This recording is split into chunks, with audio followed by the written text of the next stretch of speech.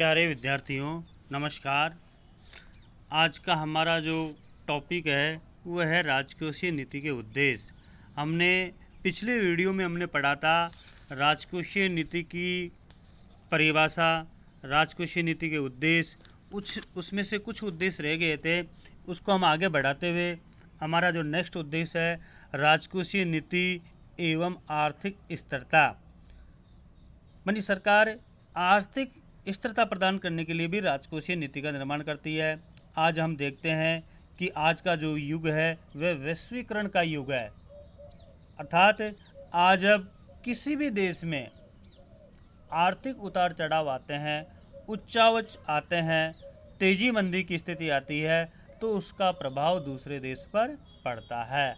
अर्थात हम यदि सिंपल भाषा में यदि हम पढ़े, यदि अमेरिका में किसी भी प्रकार का कोई आर्थिक उतार चढ़ाव आता है, तेजी मंदी की स्थिति आती है तो उसका प्रभाव निश्चित रूप से विश्व के अन्य राष्ट्रों पर पड़ेगा। तो इस जैसे उदाहरण के तौर पर हम देखें कि सन 2008 में अमेरिका में जो आर्थिक संकट आया था उसका विश्व के अन्य देशों पर भी उसका प्रभाव पड़ा। इसके अलावा सन 2011 में यूरोजोन के आर्थिक संकट का भारतीय अर्थव्यवस्था पर भी विपरीत प्रभाव पड़ा। तो उससे क्या होता है, जैसे हम माने कि अमेरिका में मान लो मंदी की स्थिति आती है तो भारतीय व्यापार पर, भारतीय निर्यात पर भी उसका विपरीत प्रभाव पड़ेगा।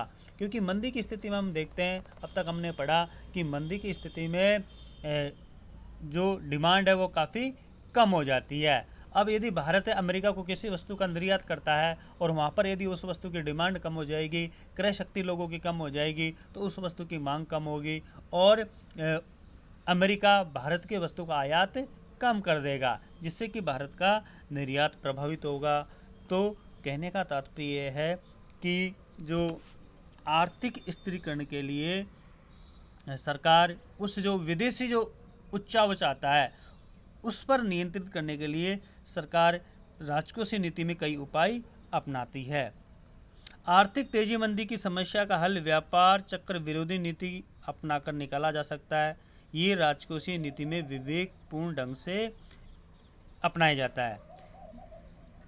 इसे हमें विवेकपूर्ण राजकोषीय नीति भी कहते हैं। इसका तात्पर्य है कि इसमें सरकार आवश्यकता अनुसार कराधान व सरकारी खर्चों में परिवर्तन करके मंदी की स्थिति में समग्र मांग को बढ़ाने के लिए करों में कमी व खर्च में बढ़ोतरी करती है।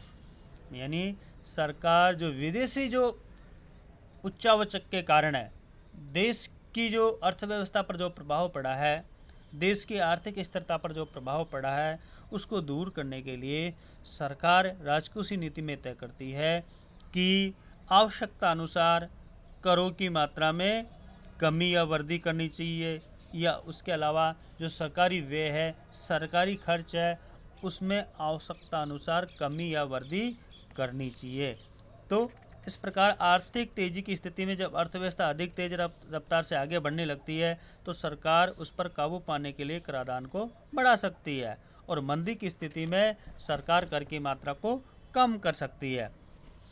विकासशील देशों में सामाजिक व्यय का अपना एक महत्वपूर्ण स्थान होता है, अतः जहाँ तक हो सके अनुत्पादक व्यय व अनावश्यक सब्सिडी पर किया जाने वाला व्यय ही कम किया जाए। यानी जब क्या नाम से तेजी की स्थिति आती है या आर्थिक उच्चावच की स्थिति आती है तो सरकार को चाहिए कि अनुत्पादक व्यय और अनावश्यक जो सब्सिडी है उसको कंट्रोल किया जाए, ताकि हमारा जो खर्चा है उसको नियंत्रित किया जा सके। नेक्स्ट है राजकोषीय नीति मुद्रास्फीति विरोधी नीति के रूप में। मानी राजकोषीय नीति के द्वारा भी मुद्रास्फीति पर नियंत्रण किया जाता है। हमने पूर्व कक्षाओं में पढ़ा कि मुद्रास्फीति क्या होती है। एक बार पुनः हम आपको रिमाइंडर कर देते हैं कि मुद्रास्फीति का तात्पर्य है कि वस्तुओं और सेवाओं की कीमतों में निरंतर या लगातार वृद्धि होना ही मुद्रास्फीति कहलाता है। तो सरकार मुद्रास्फीति में क्या होता है, वस्तुओं और सेवाओं की कीमतों में वृद्धि हो जाती है। तो उस मुद्रास्फीति पर नियंत्रण करने के लिए सरकार कई तरह के कारगर उपाय अपनाती है, कई प्रकार की विधि अपनाती है। इसमें मुख्य रूप से सरकार कर की दर में परिवर्तन करके भी प्रभावी मांग की कुल मात्रा में कमी कर सकती है। मानी यदि मुद्रास्फीति की मात्रा अधिक है तो कर की दर बढ़ाई जाती है और टैक्स बढ़ाकर लोगों की डिमांड को, लोगों की प्रभावी मांग को कम करके मुद्रास्फीति पर नियंत्रित किया जाता है। इसके अलावा दूसरा जो उपाय है, सरकार अपने जो सरकारी खर्चे हैं उनको कम करके बजट आद्यकी की मात्रा बना सकती है, जिससे प्रभावी मांग में प्रथम स्थिति में अधिक कमी आने से मुद्रास्फीति पर ज़्यादा काबू पाया जा सकता है। यानी नीति को अधिक प्रभावी बनाने के लिए सरकारी खर्च में कमी के साथ कर की दरों में भी वृद्धि कर सकते हैं। दूसरी विधि में सरकार क्या करती है, सरकारी खर्च को भी कमी करती है कर वृद्धि के साथ साथ। नेक्स्ट है जो हमारा नेक्स्ट जो उपाय होता है उसमें है कि सरकार को ये चाहिए कि युद्ध काल में सरकारी खर्च को कम करना। मानी यदि कोई देश युद्ध काल से प्रभावित हो रहा है तो ऐसी स्थिति में सरकारी खर्च बढ़ जाते हैं। उस स्थिति में सरकार को ये चाहिए कि युद्ध काल में सरकारी खर्चे कम नहीं हो सकते, तो उस समय केवल कर की दरों को बढ़ाना ही संभव होता है। इससे व्यक्तिगत खर्च के योग्य आय घट जाती है, जिससे व्यक्तिगत उपभोग और निवेश में कमी आने से मुद्रास्फीति पर रोक लगा देती है या लग जाती है। नेक्स्ट है, सामान्यतः ये माना जाता है कि उपभोग कर आय कर की तुलना में मुद्रास्फीति को रोकने में अधिक प्रभावी होता है। मानी आज हम देखते हैं कि लोग उपभोग पर अनावश्यक खर्च करते हैं, उसको नियंत्रित करने के लिए सरकार को आयकर की तुलना पर उपभोग पर भारी मात्रा पर कर लगाया जाना चाहिए, जिससे कि लोगों का उपभोग नियंत्रित हो और मुद्रास्फीति पर कंट्रोल हो। इसके अलावा मुद्रास्फीति को कंट्रोल करने के हम एक उपाय ये भी अपना सकते हैं कि वस्तुओं की पूर्ति बढ़ाए जाए। मानी वस्तुओं की पूर्ति को बढ़ाकर भी हम मुद्रास्फीति को नियंत्रित कर सकते हैं। तो मुद्रास्फीति को हम दो तरह से नियंत्रित कर सकते हैं। एक तो मांग पक्ष अर्थात लोगों की मांग को कम करके, जो टैक्स में वृद्धि करके उसकी मांग को कम कर सकते हैं। दूसरा है पूर्ति पक्ष। पूर्ति पक्ष में हम वस्तुओं की पूर्ति को बढ़ाकर भी मुद्रास्फीति को कम कर सकते हैं। इसके अलावा जो गैर योजना व्यय है, जिसमें केंद्र सरकार खाद्य, उर्वरक, ईंधन, सब्सिडी पर जो पैसा खर्च करता है उसको भी नियंत्रित किया जा सके। या हम यूँ कहें कि सरकार जो आर्थिक अनुदान देती है, सब्सिडी देती है, उसकी मॉनिटरिंग होनी चाहिए कि जिन लोगों को इन चीज़ों की ज़रूरत है उन्हीं को इनका लाभ मिल सके। जैसे सार्वजनिक वितरण प्रणाली से लोगों को जो अनाज की सुविधा प्रदान की जाती है तो उसकी भी मॉनिटरिंग होनी चाहिए कि जो परिवार गरीब है उन्हीं को सार्वजनिक वितरण प्रणाली के द्वारा गेहूँ चावल की सप्लाई की जा सके। तो इन चीज़ों पर ध्यान रखकर सरकार मुद्रास्फीति पर नियंत्रित कर सकती है राजकोषीय नीति के द्वारा। नेक्स्ट है आपकी राजकोषीय नीति व विनिमय दर की स्थिरता।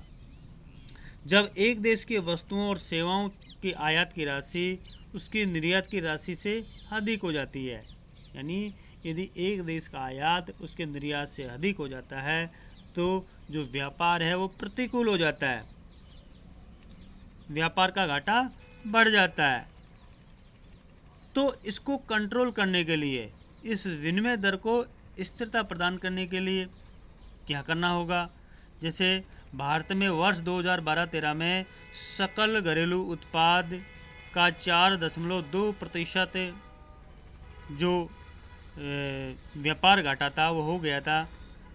इसका मुख्य कारण था व्यापार घाटे का कि उस समय सोने, खनिज तेल और कोयले आदि की भारी मात्रा में इनका आयात किया गया था।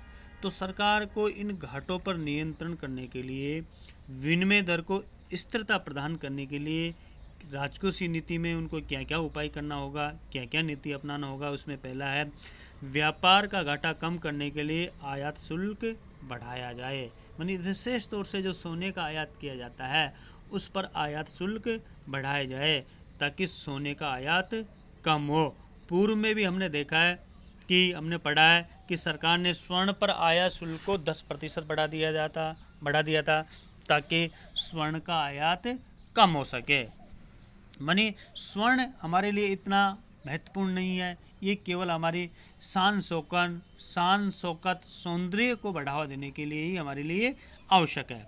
नेक्स्ट है निर्यात शुल्क को घटाया जाए।